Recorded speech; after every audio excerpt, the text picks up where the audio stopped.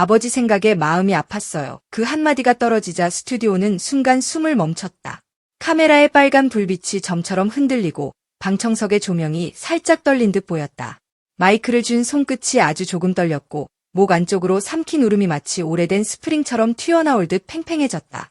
그동안 방송을 통해 보여주던 침착한 미소 대신 손비나의 눈동자는 어린 시절 새벽 공기처럼 맑고도 아프게 젖어 있었다. 진행자가 조심스럽게 질문을 던지려다 멈추고 악단의 연주자들마저 악보에서 시선을 떼었다. 조금 시간을 주셔도 될까요? 그리고 마침내 복잡한 조명도 무대의 웅장한 장치도 시청률 그래프도 있게 만드는 한 줄기 눈물이 그의 볼을 타고 흘렀다. 모두의 시선은 하나의 기억으로 모였다. 새벽 4시 58분, 동틀 무렵의 대구. 빌딩 숲 사이를 가르는 작은 그림자 하나. 그 시간, 손비나는 늘 그렇듯 문이 삐걱거리는 15평 남짓의 연습실로 들어섰다. 먼지 입자는 스포트라이트처럼 춤추고 허름한 방음제 틈새로 들어온 바람이 귀가를 간지렸다. 마이크를 두 손으로 감싸주며 속삭였다. 노래는 내 심장을 뛰게 하는 산소라고. 그러나 그 심장을 실제로 살린 것은 노래가 아니라 하루 12시간을 서서 버티던 동네 세탁소의 아버지 손바닥이었다. 작업복 주머니에 늘 들어있던 2가지. 날이 벌어져 변색된 가위, 그리고 아들의 공연 일정표. 형광펜으로 밑줄이 겹겹이 그어진 A4 용지가 그들의 미래를 지도처럼 밝혀주었다. 무명 12년, 고속도로는 희망이자 시험대였다. 한겨울 눈보라가 차체를 때리던 날, 히터가 고장난 낡은 승합차 안에서 그들은 담요를 나눠 덮고 이를 악물었다. 여름이면 반대로 열기가 차 안을 압도해 악보는 습기를 먹고 번들거렸다. 창문을 조금 열어놓으면 해풍과 매연이 섞인 공기가 얼굴을 스쳤지만 그 바람이 오히려 살아있음을 증명해 주었다. 이렇게 버티던 어느 해, 서해의 끝자락 어촌축제에 도착하자 들려온 첫마디. 행사가 기상 악화로 전면 취소됐습니다. 반짝이 재킷은 캐리어에서 빛 한 번 보지 못했고 텅 빈 광장에는 바닷바람만 맴돌았다. 그때 아버지가 먼저 웃으며 말했다. 비나야, 오늘 못 불렀다고 끝난 건 아니잖아. 바다나 보고 가자. 그 웃음 앞에서 솟구친 울음을 삼키던 청년의 결심은 더 단단해졌다. 그 결심이 불꽃이 된 날, 미스터트롯 3회 무대 위에서 그는 선언했다. 지금부터 부를 노래는 제 아버지께 드리는 편지입니다. 관객의 호흡이 일제히 모이고 조명은 한 점의 마음 위에 집중되었다. 노래가 끝나고 이름이 호명되자 환호가 폭발했고 그는 울먹이며 외쳤다. 이제 제가 호강시켜드릴게요. 그 문장은 미담을 포장한 리본이 아니었다. 현실로 이어진 약속이었다. 첫 번째 선물은 휴식. 30년 동안 새벽 알람에 맞춰 다리미를 잡던 아버지는 생전 처음 퇴근 없는 일주일을 보냈다. 제주도 오름에서 세상에 이렇게 한가로운 시간이 있었나라며 바람을 들이마셨다. 두 번째는 집 낡은 전셋방 대신 거실 창 너머 공원이 내려다 보이는 새 집의 현관을 열며 아버지는 신발도 벗기 전에 웃음을 터뜨렸다. 세 번째, 가장 값진 선물은 무대. 그는 공연마다 아버지를 초대해 말했다. 이 노래가 여러분 마음속에도 따뜻한 방 하나를 지어드리길. 그 말은 지역 축제를 변화시켰고 생필품 나눔이 이어졌고 농산물 판매가 늘어났다. 음악이 누군가의 삶을 실제로 견인하는 순간을 그는 눈으로 확인했다. 그런데도 새벽은 변하지 않았다. 조명보다 먼저 켜지는 건 그의 성대였다. 촬영 전 방송국의 메이크업 거울 앞에서도 그는 작은 숨을 길게 들이쉬었다. 아버지, 오늘도 노래하게 해주셔서 감사합니다. 그 말이 몸에 밴 주문처럼 흘러나올 때마다 마음 한구석에서 뜨거운 것이 치밀었다. 그날 방송에서도 진행자는 스스럼 없이 물었다. 호강시켜드리겠다는 약속, 지금도 유효한가요? 그는 고개를 끄덕였다. 그리고 뜻밖의 고백이 스튜디오를 적셨다. 사실은 제가 호강받은 겁니다. 방청석에서 짧은 탄식이 새어나왔고 스태프의 손끝이 잠시 멈췄다.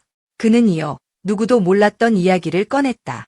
신곡을 만들 때 가장 먼저 들려주는 첫 번째 관객이 바로 아버지라는 것. 기타를 튕기며 멜로디를 흥얼거리면 아버지는 조심스럽게 의견을 건넨다. 후렴이 살짝 밋밋한데 그 한마디에 그는 곡의 구성과 화성을 다시 갈아엎는다. 역시 제 프로듀서는 아버지예요. 그는 웃으며 말했지만 그 웃음 밑바닥에는 오랜 날의 빛과 사랑이 반짝였다. 방송용 카메라가 찍어낼 수 없는 깊이였다. 바로 그 지점에서 표정이 무너졌다. 빛나는 스튜디오임에도 그는 잠시 새벽의 연습실로 돌아간 듯 숨을 고르더니 말을 이었다. 아버지 생각에 마음이 아팠어요. 그 손등에 굳은 살을 볼 때마다 제가 누리는 조명이 누군가의 그림자에서 왔다는 걸 알게 돼서요. 그 순간 객석의 누군가는 휴지를 꺼냈다. 악단의 첼로가 무심히 활을 얹으며 아주 낮게 울렸고 진행자는 질문을 멈췄다. 시청자들이 화면 너머로 봤을 때는 단지 한 사람의 눈물이었지만 스튜디오에선 공기의 온도마저 달라졌다. 누군가는 자신의 아버지를 떠올렸고 누군가는 오래전 어머니의 새벽을 떠올렸다. 노래보다 더 큰 합창이 보이지 않는 곳에서 시작되었다. 그가 말했다. 우리는 모두 누군가의 굳은 살 위에서 빛나는 별이었어요. 그리고 덧붙였다. 그래서 저는 계속 새벽을 품습니다. 관객이 20명이든 수만 명이든 무대는 언제나 두 사람이 함께 달려가던 국도 위에 있어요. 방송은 계속되었다. 스태프는 큐사인을 보냈고 스크린에는 그의 무명 시절 사진이 흘렀다. 히터가 고장난 차 안, 담요를 덮고 이가 부딪히던 밤, 취소된 축제장과 텅 빈 광장, 형광펜으로 빽빽하게 칠해진 일정표. 사진마다 작은 설명이 붙는 대신 그의 목소리가 내레이션처럼 더 씹혀졌다. 그때 아버지가 바다를 보자고 했을 때 저는 알았어요. 오늘 못 불렀다고 끝나는 게 아니라는 거요. 장례는 고요했지만 침묵은 결코 비지 않았다. 충만한 침묵이었다. 클로징 직전 진행자는 조심스럽게 마지막 질문을 건넸다. 앞으로의 목표가 있다면요. 그는 잠시 생각하다 아주 단순한 문장을 꺼냈다. 더 많은 무대에서 더 많은 마음을 호강시키는 것. 새집의 넓은 거실이나 제주 바람의 여유로움보다 그의 목에는 여전히 새벽의 습기가 맴돌았다. 그 습기는 눈물과 다르지 않았다. 어쩌면 같은 근원에서 나오는 오래된 사랑의 점성. 엔딩 음악이 천천히 올라오자 그는 자리에서 일어나 고개를 숙여 감사 인사를 전했다. 카메라가 멀어지며 스튜디오의 전경을 잡을 때 방청석에서는 자연스러운 기립박수가 퍼졌다. 누군가는 손을 모아 기도하듯 박수를 쳤고 누군가는 입술을 깨물며 눈가를 훔쳤다. 조명이 꺼지고 여운이 남은 공간에서 그가 마지막으로 한 말을 제작진은 오래 기억할 것이다. 제 노래가 여러분 마음속에도 작은 방 하나를 짓게 해달라고 매번 빌어요. 그 방에 누군가의 아버지와 어머니 그리고 여러분이 조용히 앉아 쉬실 수 있도록요. 이날 방송은 단지 한 가수의 눈물로 끝나지 않았다. 화면 너머의 수많은 거실과 휴게실, 심야의 편의점과 야간버스 안에서 각자의 새벽이 일제히 흔들렸다. 노래는 스튜디오를 넘어 도시의 골목과 강가, 창틀과 책상 위를 흘렀다. 그리고 누군가는 오래 미뤄둔 전화를 걸었다. 아버지, 잘 지내세요? 그 질문 하나로 세상이 조금 달라졌다.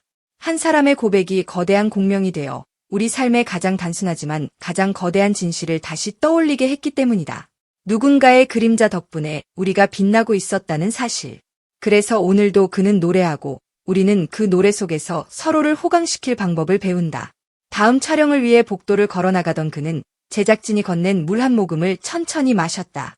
그리고 소리내지 않고 미소 지었다. 언젠가처럼 내일도 새벽 4시 58분에 눈을 뜰 것이다. 문이 삐걱거리는 작은 연습실로 들어가 마이크를 두 손으로 감싸쥐고 그 이름을 마음속으로 부를 것이다. 아버지, 오늘도 감사합니다. 그 짧은 인사 뒤에 다시 음악이 시작된다. 그리고 스튜디오에서 흘린 그 눈물은 또 하나의 무대를 밝히는 투명한 조명이 되어 멀리 멀리 번져간다.